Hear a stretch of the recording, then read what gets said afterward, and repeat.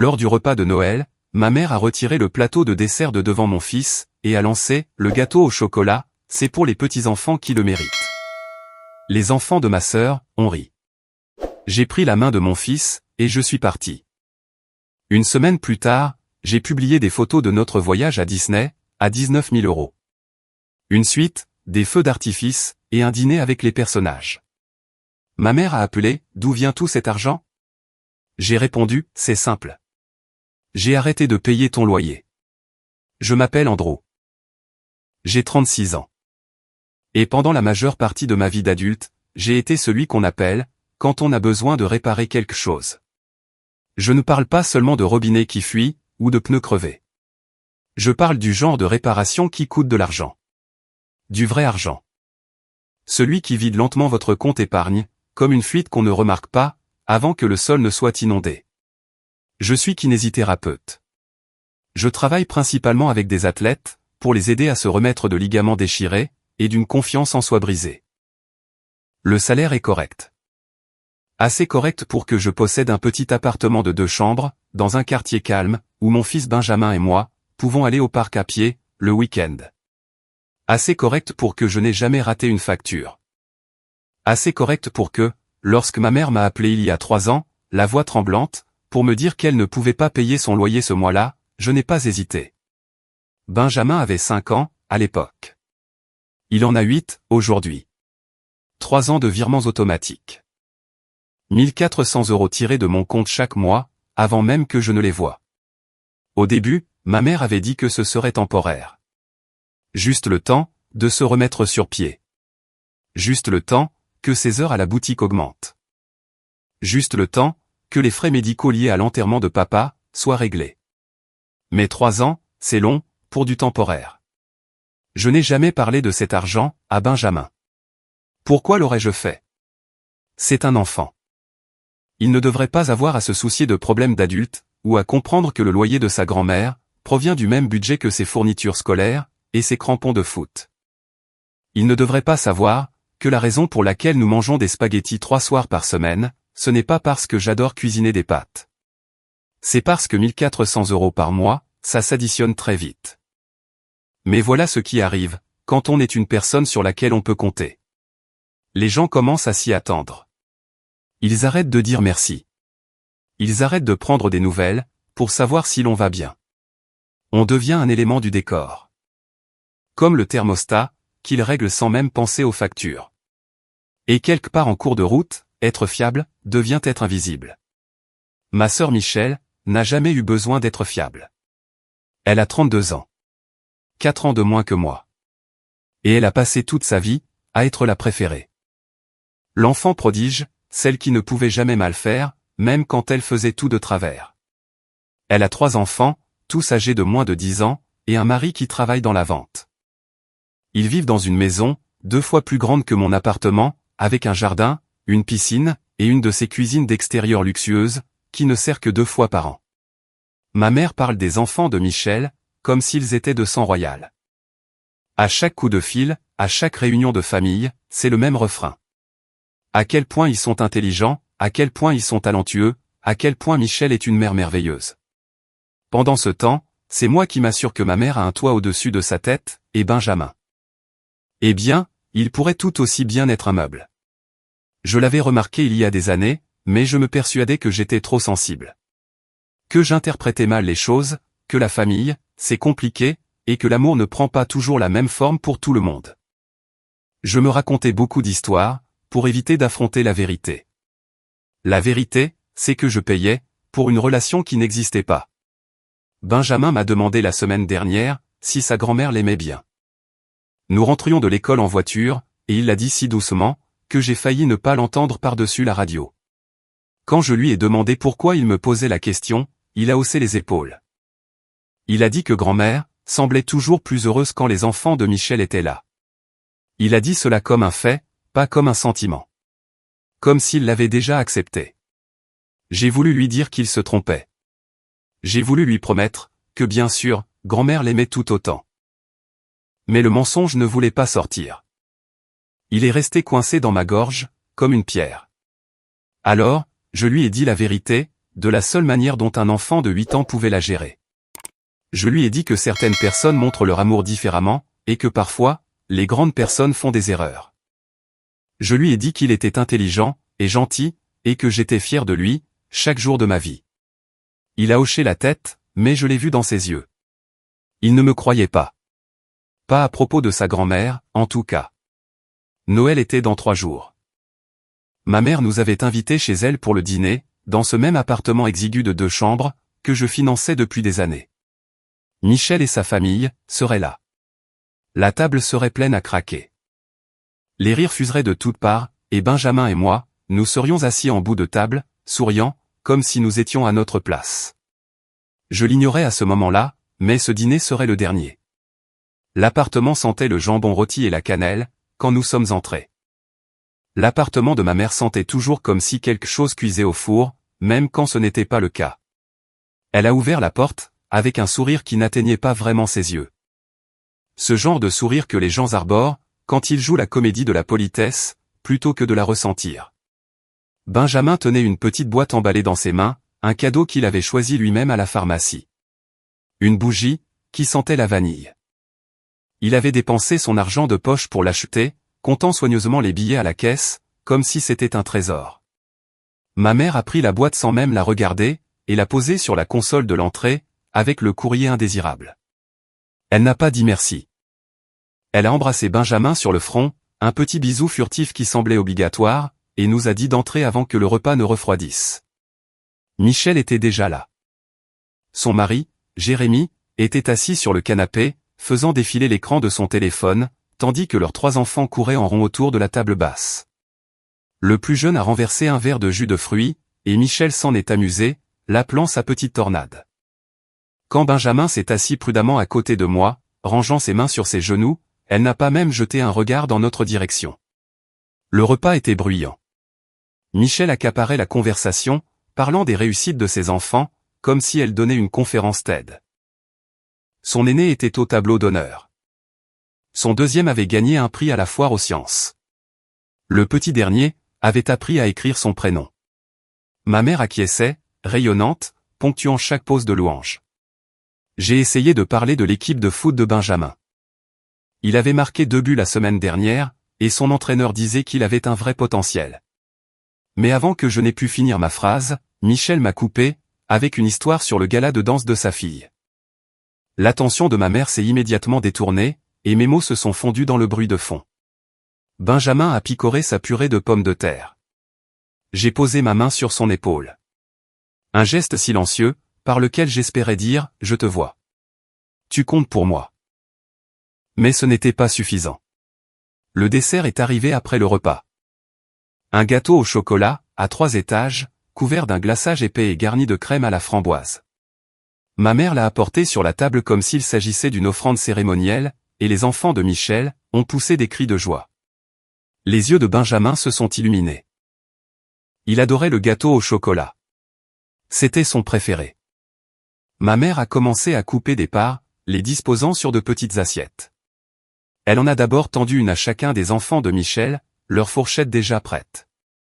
Puis, elle s'est apprêtée à couper une autre part, et Benjamin s'est légèrement penché en avant, dans l'attente. C'est à ce moment-là, qu'elle a retiré le plateau. Elle a regardé Benjamin, d'un air indéchiffrable, et a prononcé les mots qui allaient tout changer. Le gâteau au chocolat, c'est pour les petits-enfants qui le méritent. La pièce est restée silencieuse pendant une demi-seconde, le genre de silence où l'on a l'impression que l'air a été aspiré de la pièce. Puis, les enfants de Michel ont ri. Ce n'était pas un rire cruel, pas le genre de rire qui sait qu'il fait du mal à quelqu'un. Juste de petits gloussements d'enfants, étourdis, qui remplissaient l'espace où auraient dû se trouver des excuses. Le visage de Benjamin s'est décomposé. Ses épaules se sont affaissées. Il est resté là à fixer l'espace vide sur la table devant lui, comme s'il essayait de comprendre ce qui venait de se passer. J'ai senti quelque chose se briser en moi. Pas bruyamment, pas violemment. Juste une cassure nette et silencieuse, comme un os, qui aurait été fissuré depuis des années, et qui céderait enfin. Je me suis levé. Je n'ai pas prononcé un mot. J'ai tendu la main vers Benjamin, et il l'a prise sans lever les yeux. Nous avons marché vers la porte, et je pouvais sentir le regard de tout le monde sur nous. Ma mère m'a appelé, la voix montant dans la confusion. « Andrew, où vas-tu » C'était juste une blague. Je ne me suis pas retourné. Je n'ai pas argumenté. Je ne lui ai pas donné la satisfaction d'une réaction. J'ai ouvert la porte, et Benjamin et moi sommes sortis dans la froide nuit de décembre. La porte a claqué derrière nous, un son doux, mais définitif. Dans la voiture, Benjamin a demandé s'il avait fait quelque chose de mal. Sa voix était petite, fragile. Je lui ai dit que non. Je lui ai assuré qu'il n'avait rien fait de mal. Je lui ai expliqué que parfois, les gens disent des choses blessantes, et que ça ne vient pas de nous. Ça vient d'eux. Mais la vérité était plus simple que ça. Ma mère venait de franchir une limite. Et pour la première fois de ma vie, je n'allais pas la laisser faire. Les lampadaires défilaient à toute allure, pendant que je conduisais. Benjamin était assis sur le siège passager, regardant par la fenêtre, son reflet spectral, se dessinant contre la vitre sombre. J'aurais voulu lui dire quelque chose de réconfortant. Quelque chose qui effacerait ce qui venait de se passer.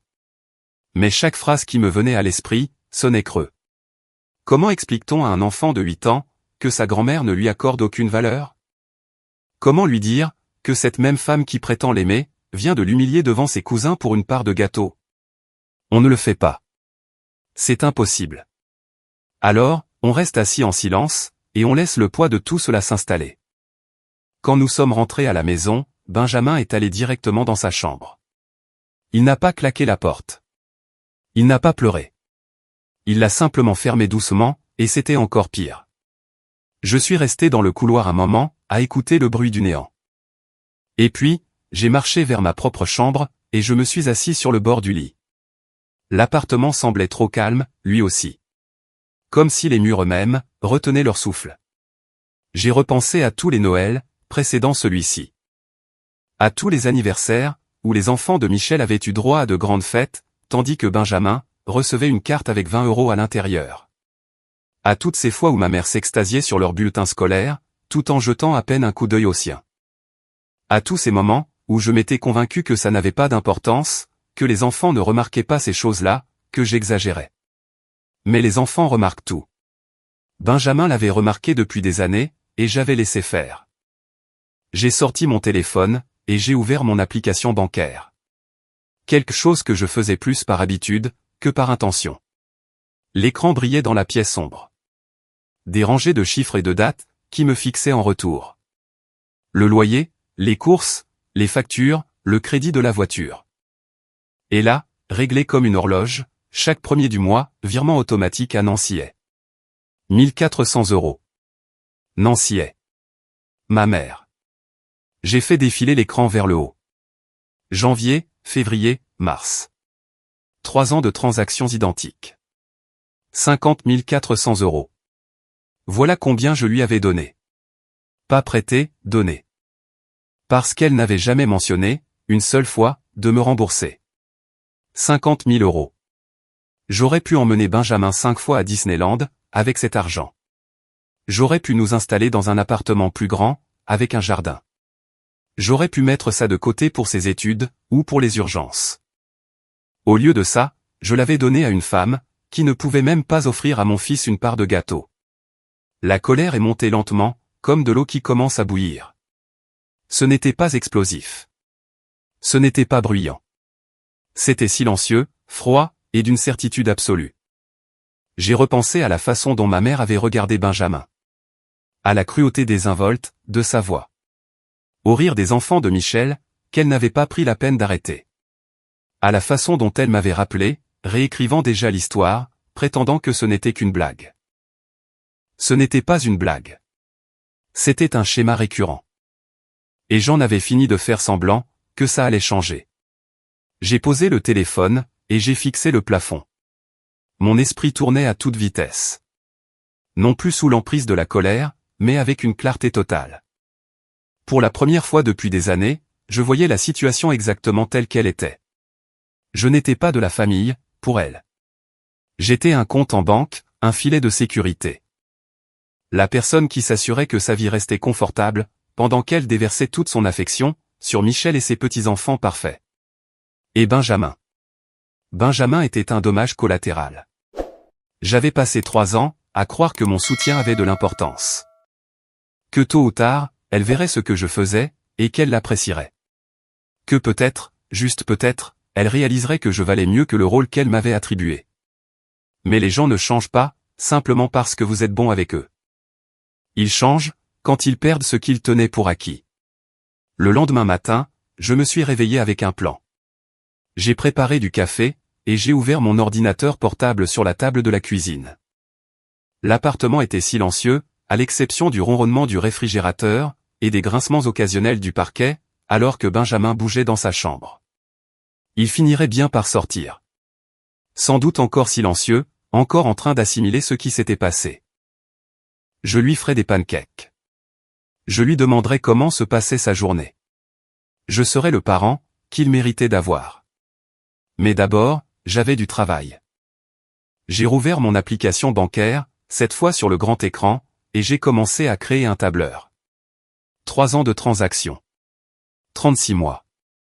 1400 € à chaque fois. Les chiffres s'alignaient dans des colonnes impeccables, froids et implacables. Janvier 2022, 1400 €. Février 2022, 1400 €.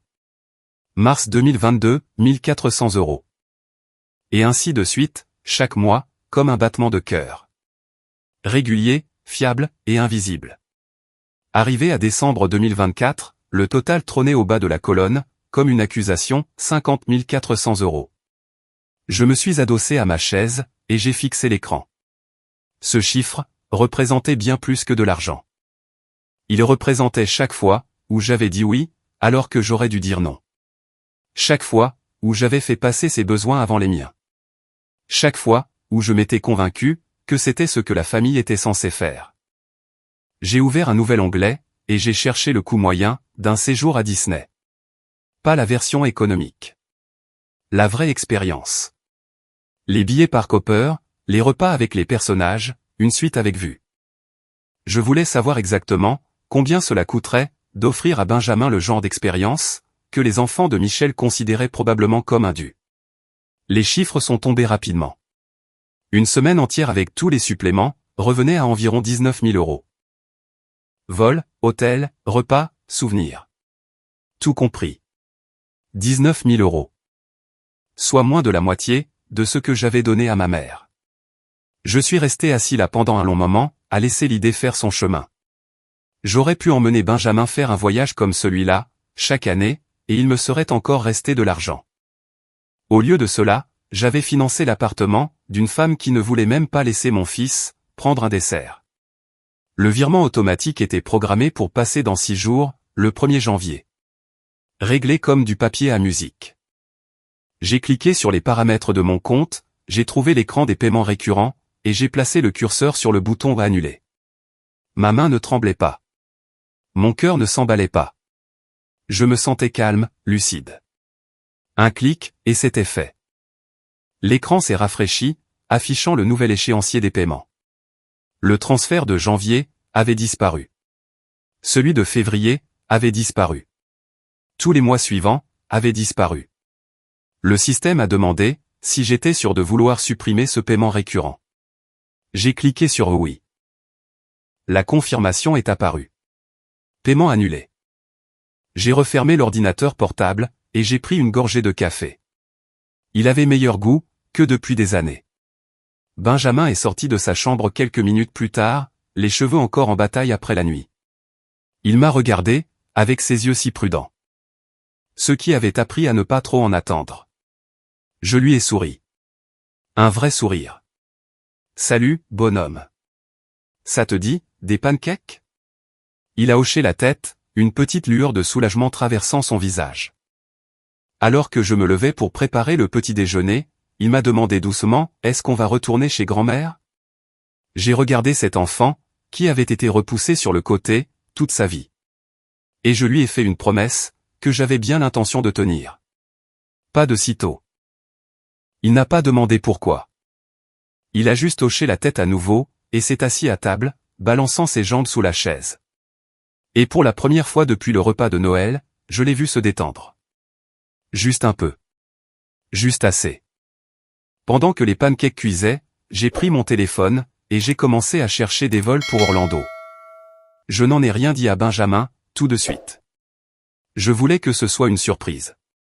Le genre de moment, dont il se souviendrait, pour le reste de sa vie. Alors, pendant qu'il jouait aux jeux vidéo dans le salon l'après-midi, je me suis assis dans un coin avec mon téléphone, construisant discrètement, quelque chose qui ressemblait à une rédemption. Le site de Disney chargeait lentement, et j'ai navigué parmi les options, avec le même niveau de concentration, que je réservais habituellement, au plan de traitement au travail.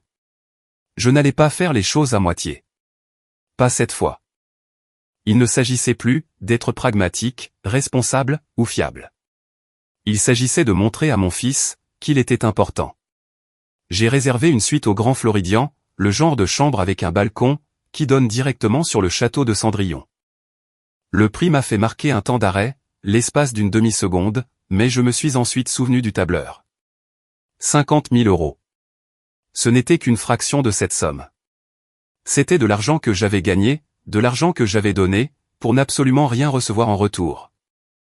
Ensuite, j'ai ajouté des billets par Copper pour tous les jours de la semaine.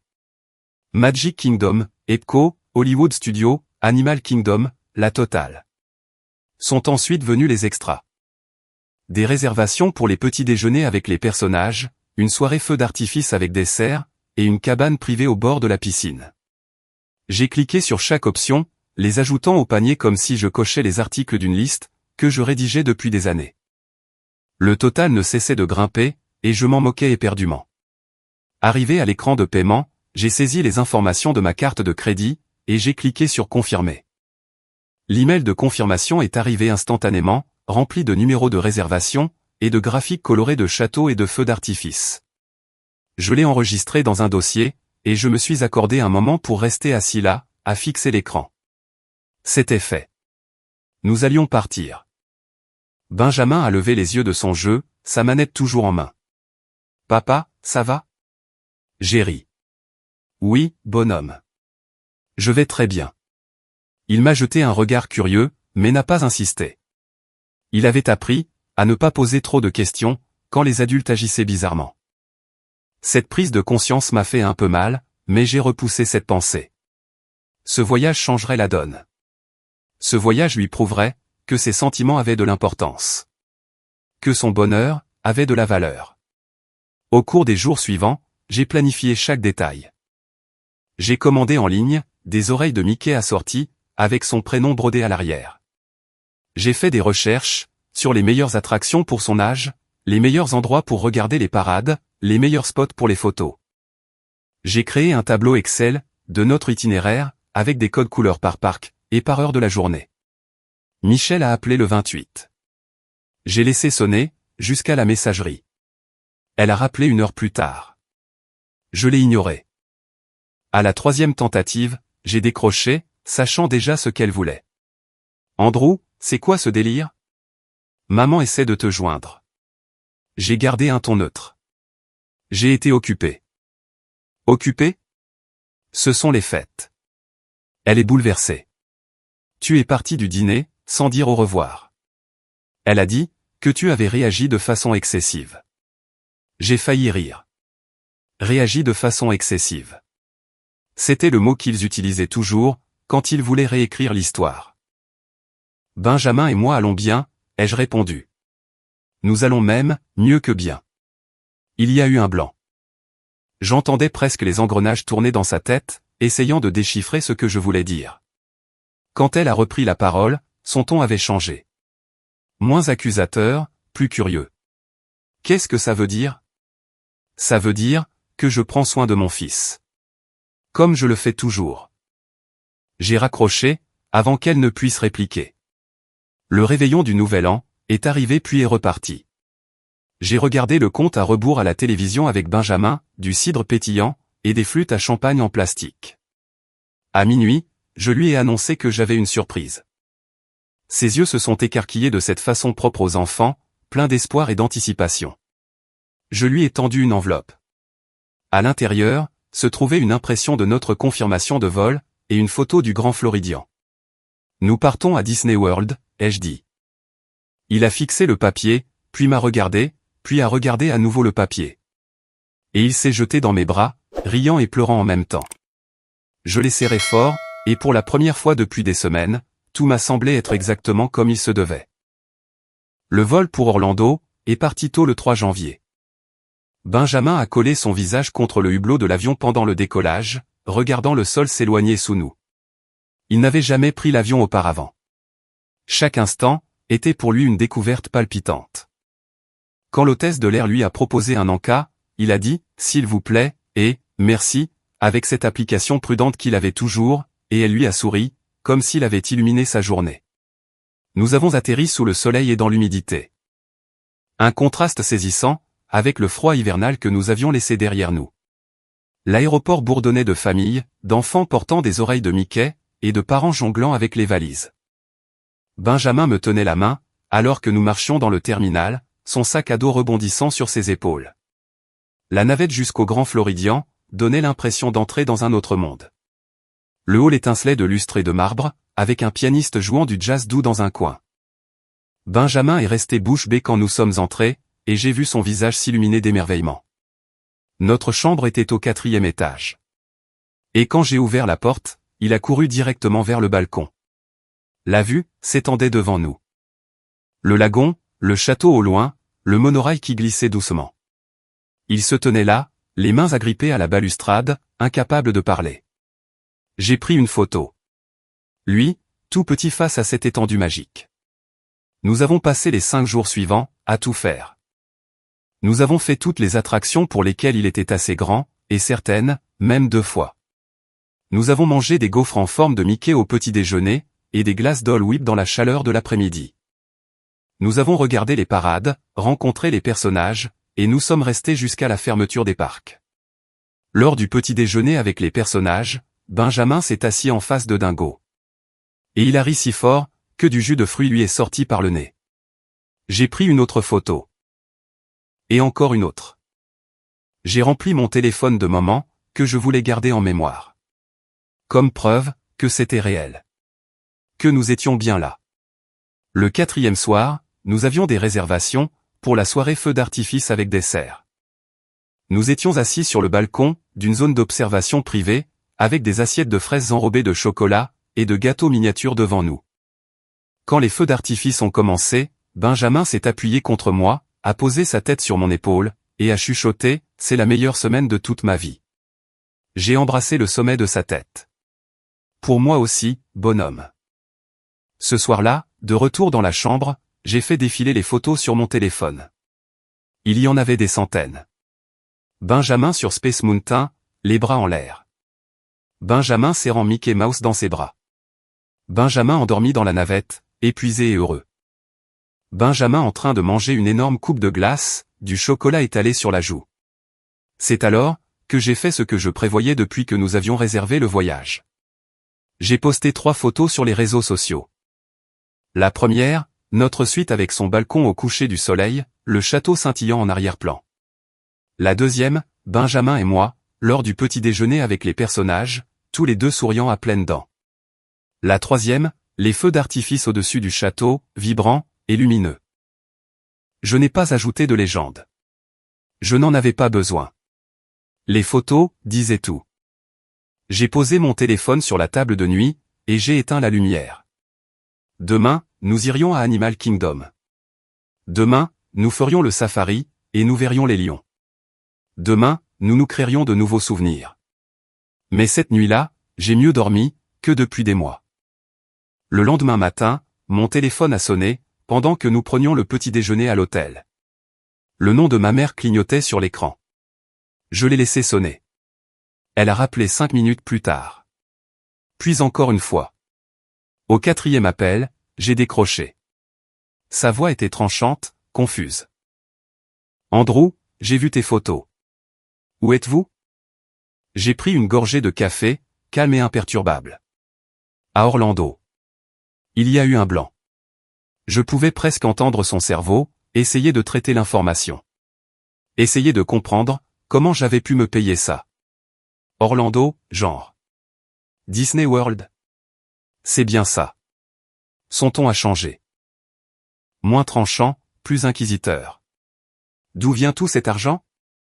J'ai jeté un œil à Benjamin, qui coloriait un menu pour enfants, totalement inconscient de la conversation. J'ai pensé au gâteau au chocolat. J'ai pensé aux 50 000 euros. J'ai pensé à chaque fois où elle l'avait fait se sentir inférieure. Et puis, j'ai dit les mots que j'attendais de prononcer. C'est simple. J'ai arrêté de payer ton loyer. Le silence. Un silence complet et absolu. Je n'ai pas attendu qu'elle réponde. J'ai raccroché, j'ai posé le téléphone, et j'ai souri à mon fils. Prêt pour le safari? Il a hoché la tête, les yeux brillants. C'est parti. Le téléphone a sonné à nouveau, 20 minutes plus tard. Puis encore, et encore 4 fois en l'espace d'une heure. J'ai ignoré chaque appel. Laissant la panique de ma mère grandir à l'autre bout du fil, pendant que Benjamin et moi faisions le safari Kilimandjaro, observant les éléphants et les girafes déambuler devant notre véhicule à ciel ouvert. Quand nous sommes rentrés à la chambre ce soir-là, ma messagerie vocale était pleine. J'ai installé Benjamin devant la télé, avec un film Disney. Et je suis sorti sur le balcon, pour écouter.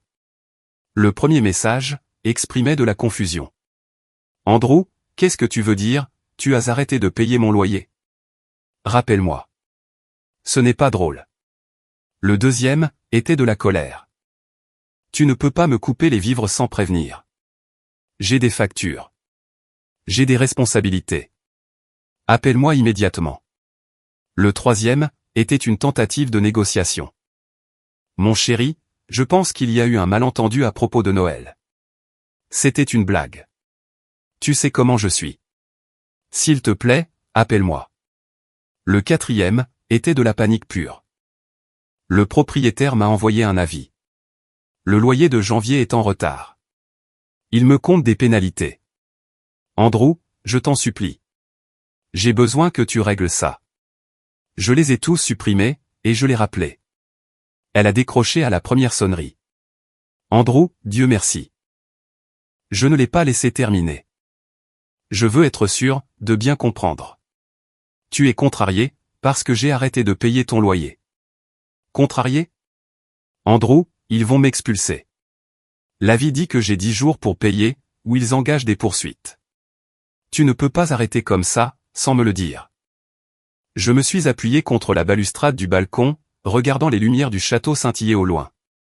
Ma voix est restée calme et posée. En fait, si, je peux. C'est mon argent.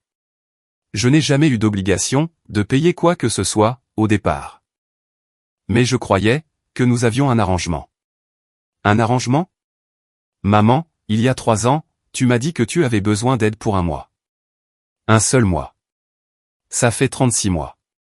Elle bafouillait, essayant de reprendre le contrôle. Je sais. Je sais. Et je te suis reconnaissante, mais les temps sont durs. Tu sais comment c'est. Vraiment? Parce qu'on dirait que les temps sont durs pour toi, mais pas pour Michel. Ses enfants ont tout. De nouveaux vêtements, des vacances, des fêtes d'anniversaire. Pendant ce temps-là, Benjamin se fait humilier au dîner de Noël. Son ton a changé. Sur la défensive, maintenant. Ce n'était pas de l'humiliation. C'était une blague. Il est trop sensible. Un froid glacial s'est installé dans ma poitrine. Il a 8 ans. Tu lui as dit qu'il ne méritait pas de gâteau devant tout le monde. Ce n'est pas ce que je voulais dire. Alors qu'est-ce que tu voulais dire? Silence. J'ai continué, ma voix toujours calme, mais tranchante comme de l'acier.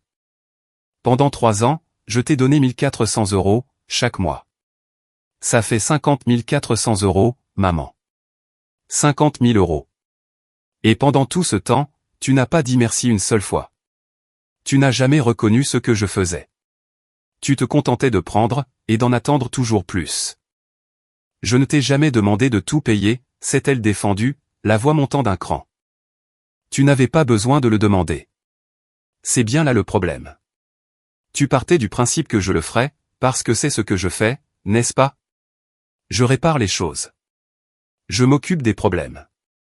Je reste dans l'ombre, pendant que Michel capte toute l'attention. Ce n'est pas juste. Juste?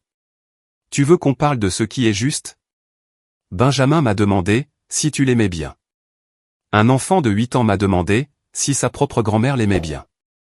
Et je n'ai pas su quoi lui répondre, parce que, honnêtement maman, je ne pense pas que ce soit le cas. Sa voix s'est brisée. Bien sûr que je l'aime bien. Je l'aime. Alors pourquoi ne le ressent-il pas? Elle n'a pas répondu. J'ai enfoncé le clou. Le propriétaire t'a envoyé un avis, parce que j'ai annulé le virement automatique le 26 décembre. Le lendemain du jour où tu as humilié mon fils. J'ai redirigé cet argent vers quelque chose, qui avait vraiment de l'importance. Ce voyage a coûté 19 000 €. Une suite avec vue sur le château. Des petits déjeuners avec les personnages, des soirées feux d'artifice. Tout ce que tu ne lui as jamais donné. 19 000 €. Andrew, c'est de la folie. Vraiment? Parce que je t'ai donné plus du double de cette somme, et je n'ai absolument rien eu en retour. Au moins, de cette façon, Benjamin aura des souvenirs.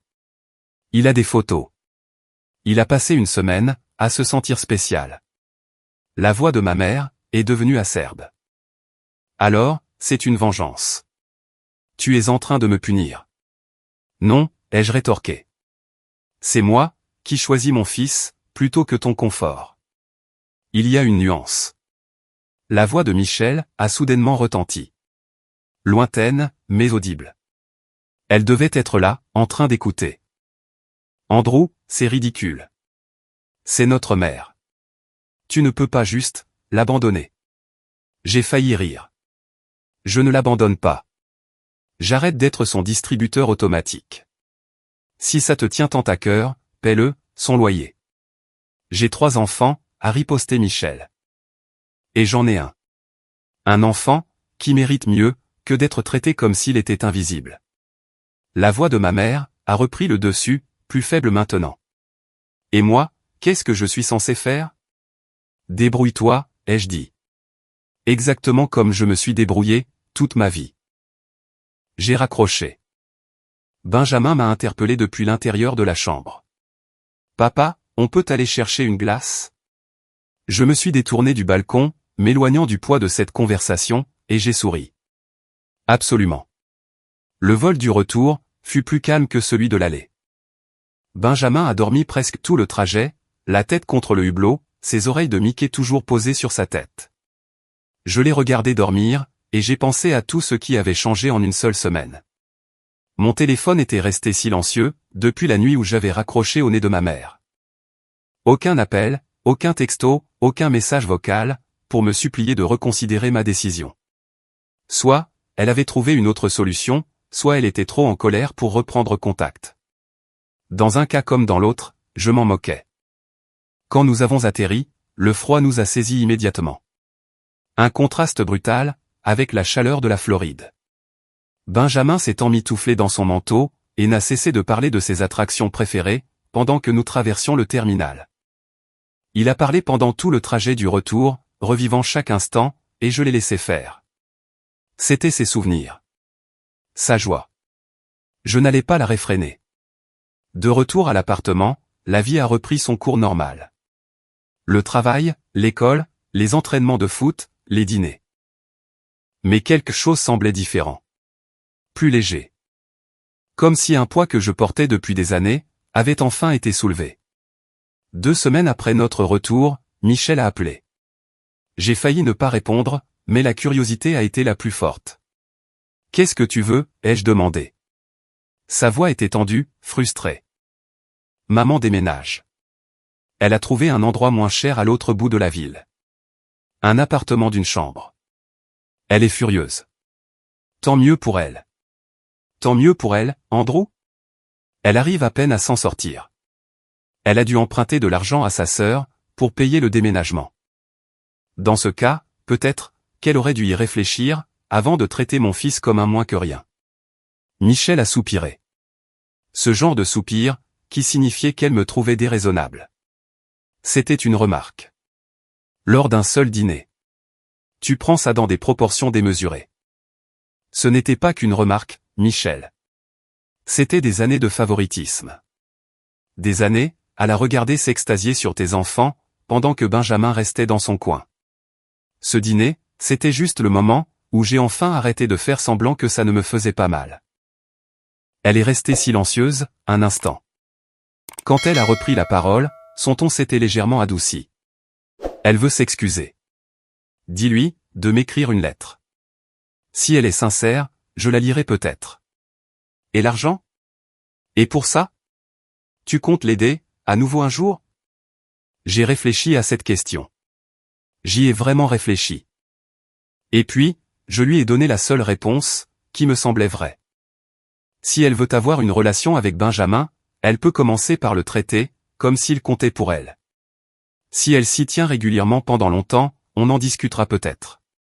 Mais j'en ai fini, d'être son filet de sécurité. J'en ai fini, de sacrifier le bonheur de mon fils. Pour son confort. Michel n'a pas argumenté. Elle a juste dit « d'accord ». Et elle a raccroché. Une semaine plus tard, une carte est arrivée par la poste. Une enveloppe blanche toute simple, avec l'écriture de ma mère sur le devant. À l'intérieur, se trouvait un petit mot. Je suis désolé pour ce que j'ai dit à Noël. Je ne réalisais pas, à quel point ça vous avait blessé. J'espère qu'on pourra se parler bientôt. Ce n'était pas suffisant. Pas encore. Mais c'était un début. J'ai posé la carte sur le comptoir, et je n'ai pas répondu. Benjamin est rentré de l'école cet après-midi-là, avec un dessin. Il l'avait fait en cours d'art plastique. Nous deux, debout devant le château de Cendrillon. Avec des feux d'artifice éclatants dans le ciel. Il l'avait colorié avec soin. Chaque détail était précis. « Est-ce qu'on peut l'afficher sur le frigo ?» a-t-il demandé. Je l'ai scotché immédiatement. En plein milieu. Là où je pourrais le voir tous les jours. Ce soir-là, une fois Benjamin couché, je me suis assis sur le canapé, et j'ai regardé le dessin. J'ai repensé aux 50 000 €, aux gâteaux au chocolat, aux appels téléphoniques et aux messages vocaux. J'ai pensé à la facilité avec laquelle j'aurais pu continuer. Continuer à payer.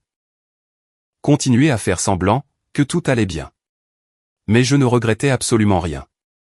Benjamin était heureux. Il se sentait valorisé. Il avait vécu une semaine de pure magie, que personne ne pourrait jamais lui enlever. Et j'avais prouvé à nous deux, que son bonheur comptait plus, que les attentes de quiconque. Le virement automatique est resté annulé. L'argent est resté le mien. Et pour la première fois depuis des années, j'ai eu le sentiment d'être exactement à ma place.